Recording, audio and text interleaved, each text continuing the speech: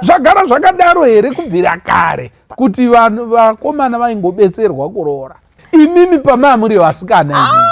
kanjani?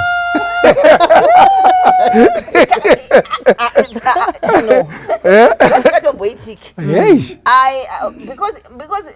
kuroora akusi kwangu nemurume wangu, akusi kwedu tiri tu. Kuroora ndekwemhuri. Mutemo wekuroora unototi munotoenda muri, itori mhuri inoenda. Vana mazano unoza unoenda mamatare kuroora una zvimana zvese zvakainzana zvakaita marasta zvakamona musoro pakati zvakagera maseidzi musoro kuti saka mukwasha wacho ndiye yaya nemafriends ake wobvunza mafriends kuti mutupu wendewo kwani mutupu wendewo zvanga zvisingaitwe kudhara kuti musikana anobvisira mukomana mari because process yacho musikana aizonopa sei vanhu vekumurume mari zvasingaite nokuti mukomana aifanira kuenda nemutsetse kuhama dzake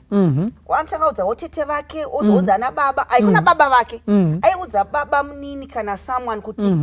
ndauda kuroora kwozoitwa dare kunzi chamunorwa wika ati akura zvonzi chamanei chamauzoti nini ndakati chamanei because unozobatsa ende kuroora kwanga usiri kwemunhu wani chamanei kana chizanzi chamanei chakati takuisa pamusoro vaisa bapadza vaisa machinyi vaisa machinyi izvi zvaisabva kumhuri yemusikana ba zvaibva kumhuri kwako iwewe mukomana kuroora kwacho ndeko dignity yedu isu tese ezimhuri kwamangwengwe ndetu kunotora alright kana wakashotesa mari takashota saka we need to go tiri